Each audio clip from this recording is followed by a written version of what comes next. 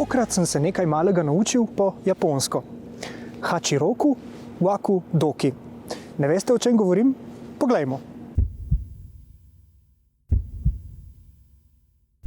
Waku Doki oziroma srce razbijajoče navdušenje. No, to naj bi doživeli danes. In to je Hachiroku, GR Hachiroku, Toyota GR86, tokrat še v nekoliko zamaskirani, predserijski, prototipni izvedbi.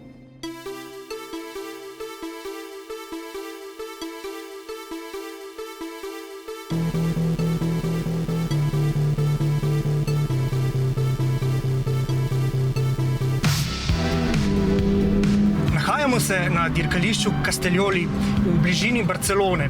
No in to dirkališče je zelo takšno zavito, tehnično, polno je počasnih zavojev in s to karakteristiko zelo ustreza temu avtomobilu. GR86 je avto za vozniške sladokusce, je avto za vozniške užitke. Ta avto omogoča vožnjo stare šole, brez elektronskih pomagal, brez tistih asistenčnih sistemov. Tako po starem se spoprimemo z volanom, stopalkami in pa tudi ročnim menjalnikom. Pri Toyoti pravijo, da je to analogen avto za digitalno dobo. No in mene je tale športni dinozaver že takole po prvih kilometrih na dirkališču uspel kar precej prepričati, ampak vseeno še malo poglejmo v njegovo drobovje.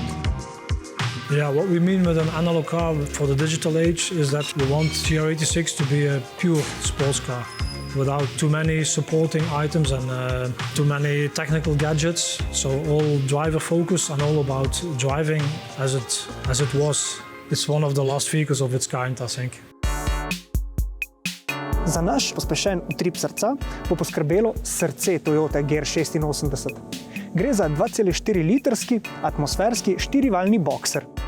Motor ima v primerjavi s svojim predhodnikom iz modela GT86 zdaj večjo prostornino, s tem pa tudi več moči in navora.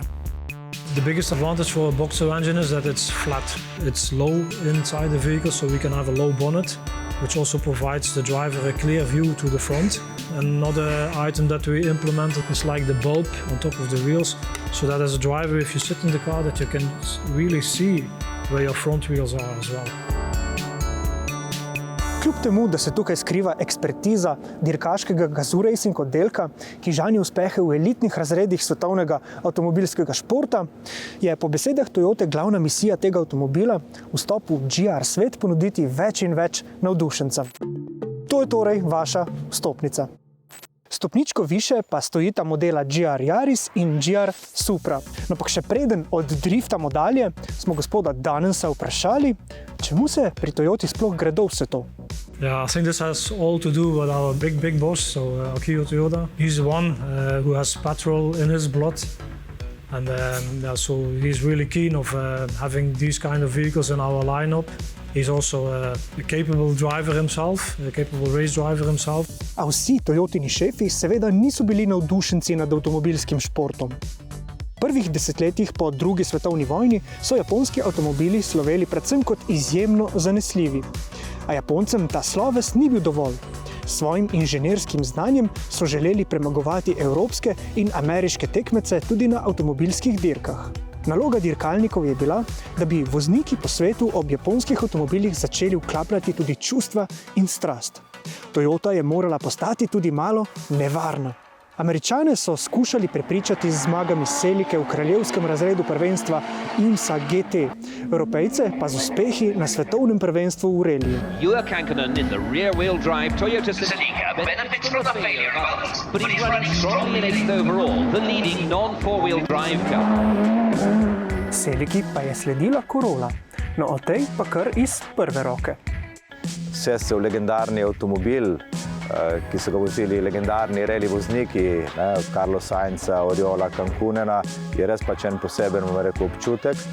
In seveda so ta pričakovanja upravičena, namreč avto je poleg izredne zmogljivosti nudil en maksimalen užitek zame, tako da ja, sem užival in morda še kdaj se usedem v kakšno dirkalno Toyoto.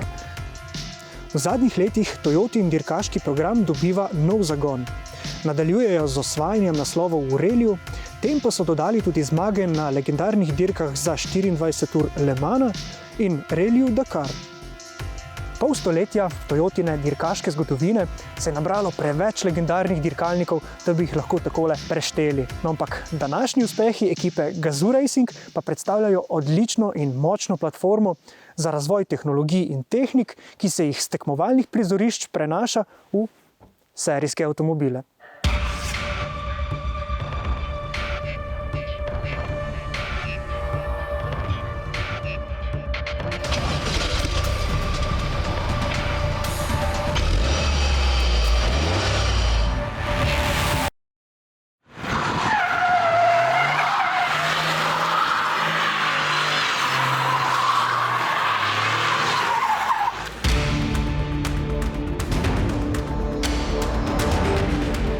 Če že naredijo, bomo rekel, športni avtomobil, ni kompromis med nekim veliko serijskim, običajnim, ki seveda ima dodano neke dodatne moči ali pa nekaj športnih komponent. Tle je avto, ki je popolnoma zasnovan iz ničle.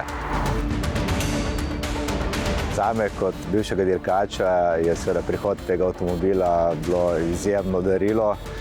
Praktično se nisem mogel predstavljati, da bo kdorkoli od proizvajalcev naredil res tako pravo reli cestno poslastico in na nek način to tudi ta povezava med njihovimi športnimi aktivnostmi, zmagami do seveda ljubiteljev tovrstnih avtomobilov.